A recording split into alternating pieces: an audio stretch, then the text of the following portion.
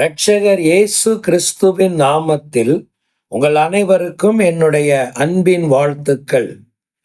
Lend என்னும் காலங்களிலே நம்முடைய வாழ்க்கையை நாம் ஆய்வு செய்ய வேண்டிய ஒரு இடம், கடவுளின் வார்த்தையின் அடிப்படை நம்முடைய வாழ்க்கையில் இருக்கிறதா என்பதை சோதித்தறிய வேண்டியது அவசியம் என்பதை நான் உங்களுக்கு கடந்த 2 தியானங்களிலே பகிர்ந்து கொண்டேன்.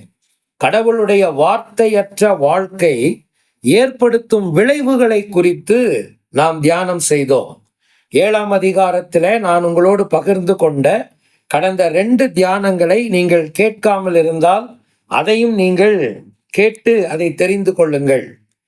இதில் கடவுளுடைய மக்கள் கடவுளுக்கு செய்த 3 விதமான துரோகங்கள், அவருடைய வார்த்தையை அவர்கள் எங்கே வைத்திருந்தார்கள்.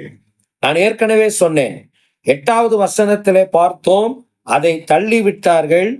9வது வசனத்திலே பார்த்தோம், அதை வியர்த்தமாக்கினார்கள். 13வது வசனத்திலே பார்த்தோம், அதை அவமாக்கினார்கள். இப்படித்தான் அது நடந்தது. இன்றைக்கு இந்த நிலை அவர்களுக்குள் என்ன விதமான ஆவிக்குரிய நாசகரமான விளைவை ஏற்படுத்தியது என்பதை ஒரு சில விஷயங்களை நான் உங்களோடு பகிர்ந்து கொள்கிறேன். முதல் காரியம் என்னவென்றால், ஒரு மாய தோற்றத்தை அவர்களுக்கு அது கொடுத்து விட்டது. என்ன மாய தோற்றம்?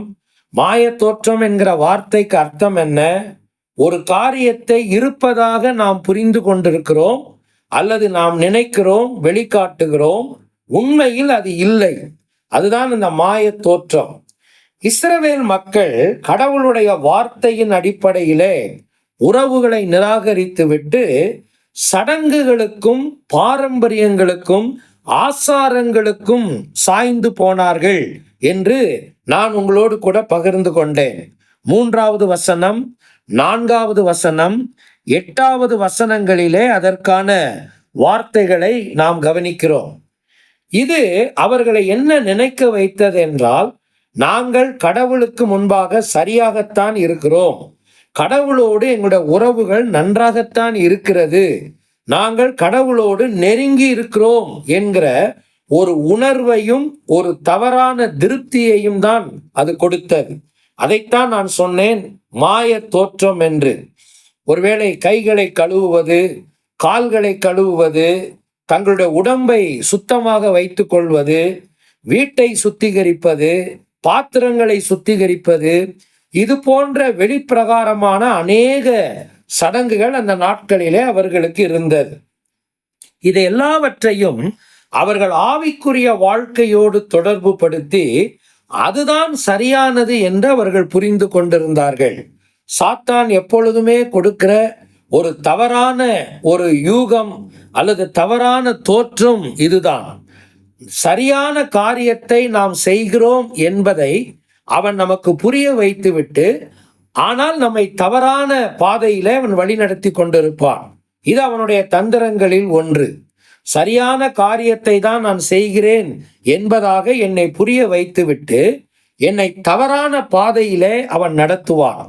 அந்த அடிப்படை தான் ஒரு தவறான திருப்தியும், தவறான காரியங்களில் எனக்கு இருக்கிற ஊக்கமும், அதை குறித்து நான் வைத்திருக்கிற நல்ல எண்ணங்களும்.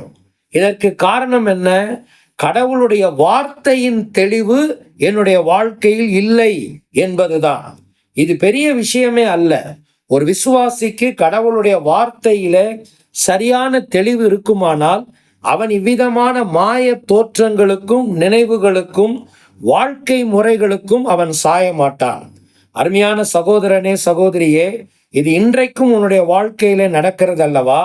வெளிப்பிரகாரமாக நீ செய்கிற காரியங்கள், வெளிப்பிரகாரமாக நீ நிறைவேற்றுகிற ஊழியங்கள் அல்லது ஆராதனை முறைகள், கடவுளோடு தொடர்புடைய காரியங்கள், இவைகள் எல்லாமே நமக்கு ஒரு தவறான திருப்தியை கொடுத்து அதுவே போதும் என்கிற திசைக்கு நம்மை அழைத்து சென்று விடுகிறது. நான் ஏற்கனவே சொன்ன விதமாக சாத்தானுடைய தந்திரங்களில் இதுவும் ஒன்று. அப்பொழுதுதான் நீங்கள் எந்த விதத்திலும் சலனமடையாமல் அந்த பாதையிலே பிரயாணிப்பீர்கள். உண்மையிலேயே உங்களுடைய வாழ்க்கையை நீங்கள் கவனிக்க வேண்டிய இடம் இதுதான். இயேசு அவர்களை உறக்கத்தில் இருந்து உலுக்கி எழுப்புவதைப் போல அவர்களை எழுப்பிவிட்டார். கடவுளுடைய வார்த்தையின் அடிப்படையிலான உறவுக்கும் இந்த உறவுக்கும் இருக்கிற வித்தியாசங்களை ஆண்டவர் தெளிவுபட கூறினார். இந்த நாளிலே நம்முடைய வாழ்க்கையை ஆராய்ந்து பார்ப்போம். நாமும் கூட அப்படிப்பட்ட பாதையில் தான் பயணிக்கிறோமா? கடவுளுடைய வார்த்தை சொல்லும் வாழ்க்கை நிலைகளிலே பயணிக்கிறோமா? அல்லது இப்படிப்பட்ட மாய தோற்றங்களை நாம் உருவாக்கி வைத்து கொண்டு அதிலே நாம் திருப்தி அடைந்து பயணித்து கொண்டிருக்கிறோமா? இன்றைய கிறிஸ்தவம் கடவுளுடைய வார்த்தையை விட்டு வெகு தூரமாய் போய்விட்டது என்பதை கடந்த தியானங்களில் சொன்னது போலவே நான் இந்த தியானத்திலும் குறிப்பிடுகிறேன். எச்சரிக்கையாயிருங்கள். கடவுளுடைய வார்த்தை நேரடியாக உங்கள் வாழ்க்கைக்குள் பிரவேசிக்கவும், உங்களை சுத்திகரிக்கவும், மாற்றி அமைக்கவும் உங்களை ஒப்புக்கொடுங்கள். அதுதான் இறை வார்த்தை நீங்கள் கனம் பண்ணுவதற்கும் போற்றுவதற்கும் சரியான வழிமுறையாகும். மீதி காரியங்களை அடுத்த தியானத்திலே நாம் கவனிப்போம். பிரார்த்தனை செய்வோம். அன்பின் தகப்பனே, மறுபடியுமா நீர் எங்களோடு கூட பேசுகிறீர். உம்முடைய தெளிந்த சத்தத்தை நாங்கள் கேட்கிறோம். கடவுளுடைய வார்த்தையின் அடிப்படையிலான உறவுகளுக்கு நாங்கள் திரும்புவதற்கு தடையாக இருக்கிற எல்லா மாய தோற்றங்களையும் எங்களை விட்டு மாற்றி போடும். எங்களை நிஜமான வாழ்க்கைக்குள்ளே வைத்து கொள்ள பரிசுத்த ஆவியானவர் உதவி செய்வீராக. இயேசு கிறிஸ்துவின் நாமத்தில் வேண்டிக் கொள்ளுகிறோம் நல்ல பிதாவே. ஆமேன்.